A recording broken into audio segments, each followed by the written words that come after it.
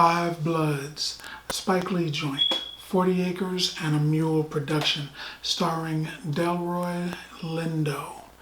I actually like him as an actor. He's done a lot of really good movies, really good characters in movies. Spike Lee, of course, who actually, I don't remember seeing him in this movie. Usually you get a Spike Lee movie, he's in it somewhere, but he wasn't in this movie. And Chadwick Boseman, those are probably the two biggest names in this movie. Black Panther, he's in it.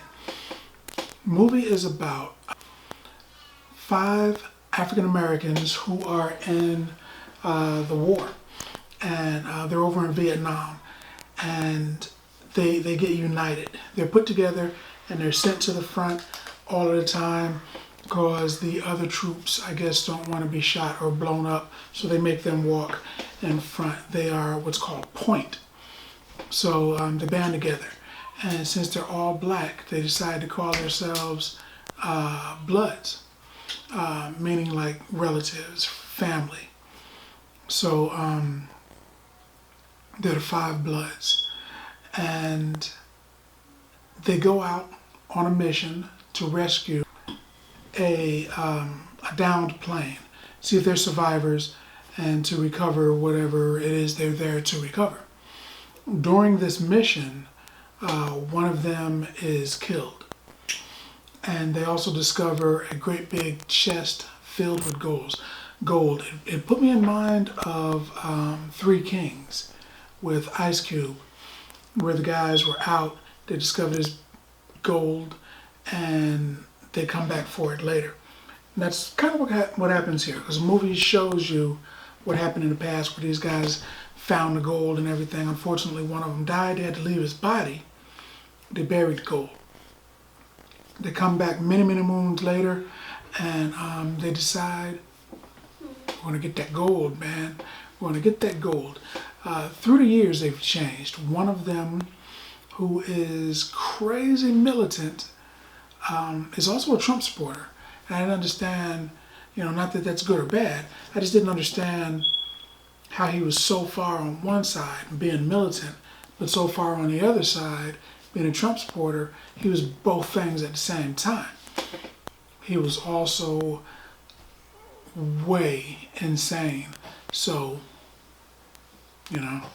but he, it turns out that something happened during the war, and it's been on his mind for years, and it's driven him crazy. So they have to go back. They have to find this gold, and they have to try to make it home again. But there are forces pitted against them to try to make it so that they make it home with that gold. I mean, once people find out that you've got millions, it must have been $20-40 million worth of gold. It was enough that they could pass a little bit of it around, millions here and there, and it didn't really hurt their pockets. So tons and tons of gold, tons and tons of money, and people outside of their little group have heard about it, and they want some of it.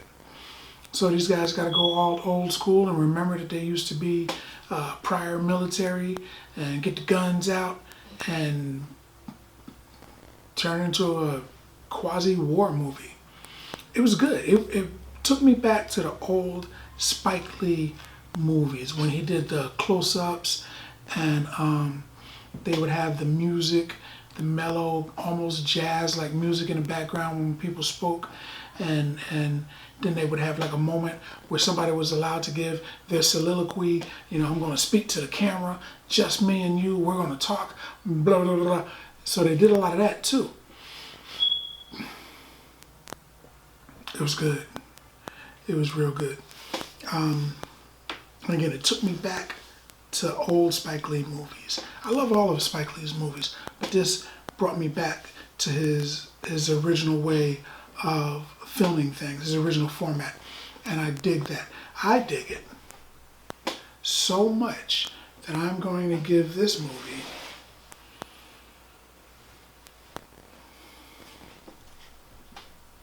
eight bags of popcorn. Man, 8 bags of popcorn. Because that's what I think about this movie. What's your favorite Spike Lee movie? What's your favorite war movie? Let's talk about it in the comments. And as always, if you like the video, if you like the content, subscribe. And then like. Popcorn passport. Get your popcorn passport. Popcorn passport. Popcorn passport.